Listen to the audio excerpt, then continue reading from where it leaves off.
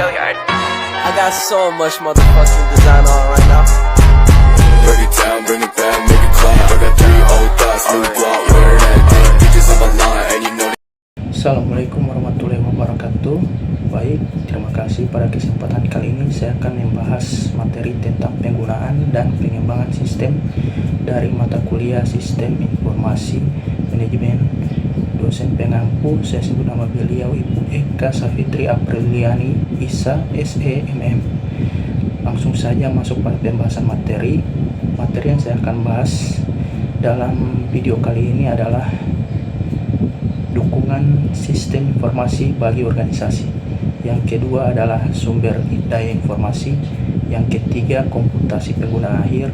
Dan yang keempat kriteria pengetahuan dan keahlian untuk karir di bidang layanan informasi.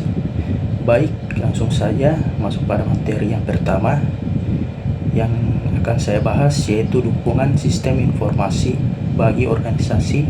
Sistem informasi digunakan untuk mendukung keseluruhan organisasi eksekutif dan area bisnis kerangka kerja. Ini dimaksudkan untuk memenuhi kebutuhan informasi umum pada manajer perusahaan.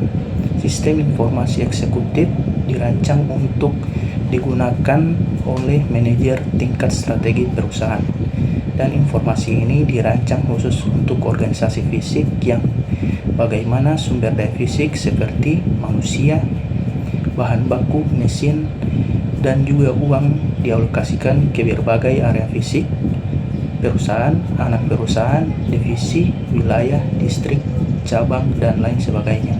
Saat ini inovasi-inovasi di bidang teknologi telah memungkinkan banyak aktivitas perusahaan dilaksanakan tanpa dibatasi oleh lokasi fisik.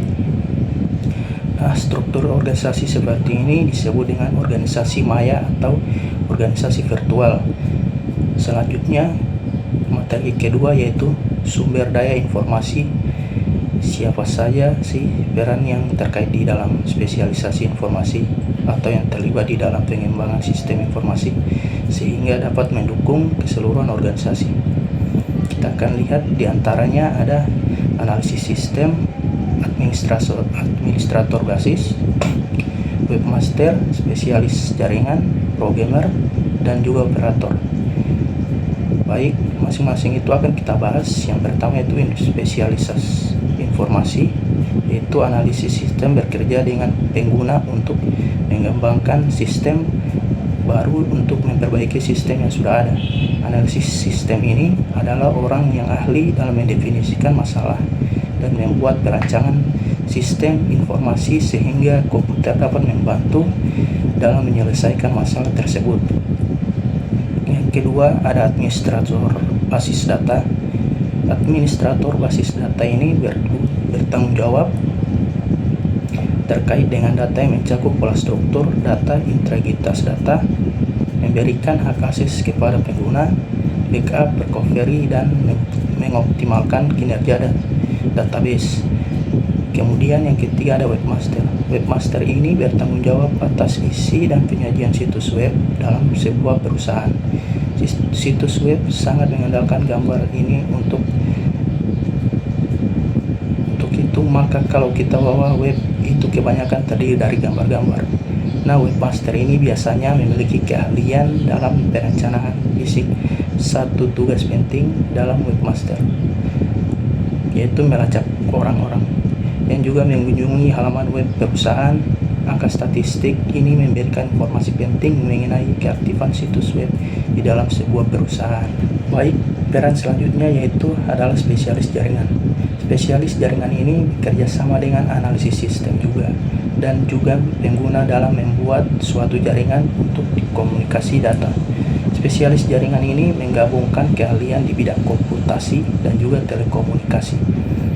Nah, peran selanjutnya yaitu adalah programmer. Nah, tugas dari programmer ini adalah untuk membuat kode program sesuai dengan perencanaan yang telah dibuat oleh analisis sistem. Dan peran yang terakhir yaitu operator. Operator ini mempunyai tugas dalam mengoperasikan komputer dan juga peralatan pendukung lainnya. Untuk selanjutnya mari kita membahas materi yang ketiga, yaitu komputasi pengguna akhir. Sistem informasi yang pertama ini dikembangkan oleh spesialis informasi yang kita telah bahas sebelumnya. Kemudian pengguna tidak dilibatkan di dalam pengembangan sistem, mereka hanya menyebutkan kebutuhan-kebutuhan yang diinginkan pada spesialis informasi. Nah, pada akhir tahun 1970-an berkembang minat dari pihak pengguna untuk mengembangkan sendiri aplikasinya. Ini adalah suatu pendekatan yang disebut dengan komputasi pengguna akhir atau disebut juga end user computing. Nah, mengapa ini terjadi? Karena tuntutan pengguna untuk mendapatkan dukungan komputer yang lebih besar ini mengalami lonjakan, sedangkan para spesialis informasi tidak dapat mengikuti. Akhirnya pengguna mengembangkan sendiri sistem yang mereka ingin sendiri sesuai dengan kemampuan atau juga kebutuhan yang mereka inginkan. Maka dewasa ini banyak pengguna sudah mengembangkan sebagian besar sistem informasinya sendiri, namun beberapa sepenuhnya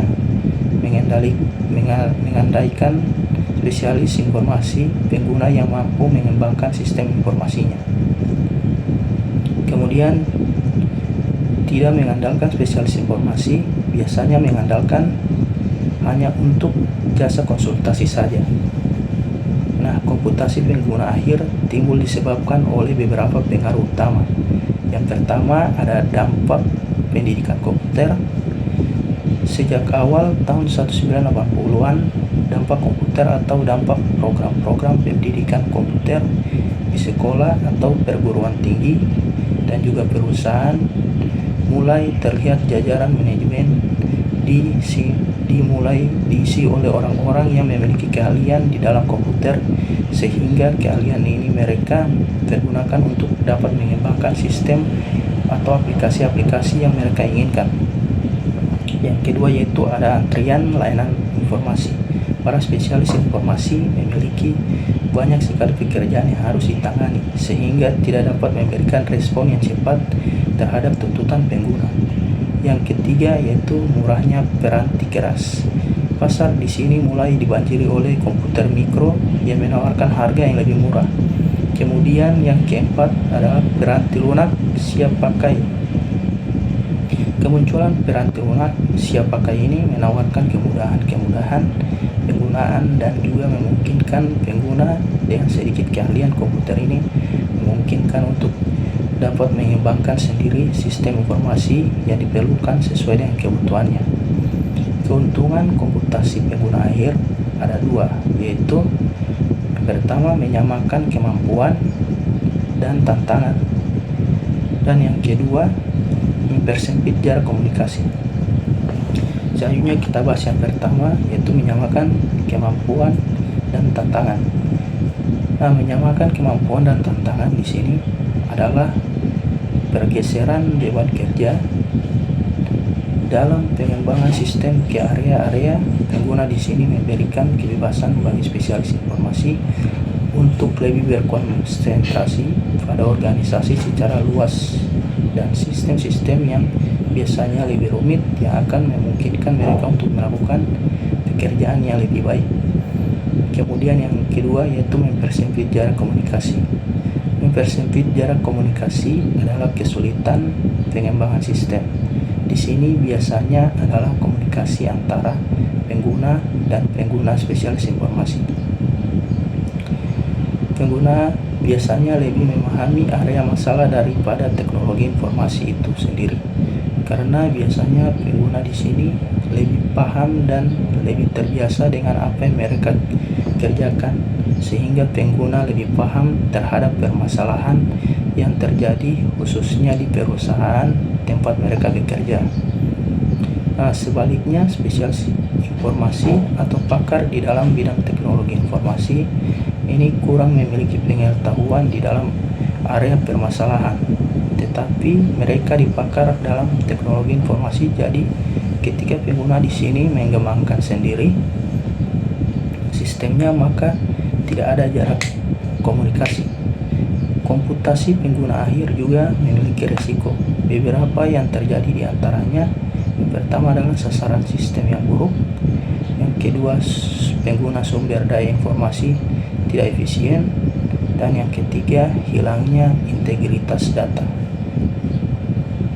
dan yang keempat hilangnya keamanan, yang kelima adalah hilangnya kendali. Selanjutnya kita masuk pada materi yang keempat, yaitu kriteria pengetahuan dan keahlian untuk karir di bidang layanan informasi. Pengetahuan di sini adalah suatu yang tidak dipelajari baik melalui upaya formal maupun upaya sendiri, seperti membaca dan mengamati. Nah, jenis pengetahuan yang memungkinkan seseorang untuk memiliki kompetensi dalam pengembangan sistem meliputi pengetahuan komputer, pengetahuan informasi, dasar-dasar bisnis, teori sistem, dan juga proses pengembangan sistem.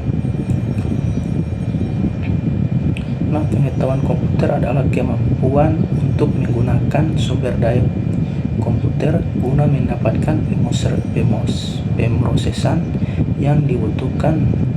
Selanjutnya, pengetahuan informasi meliputi pemahaman bagaimana menggunakan informasi dalam setiap langkah proses pemecahan masalah.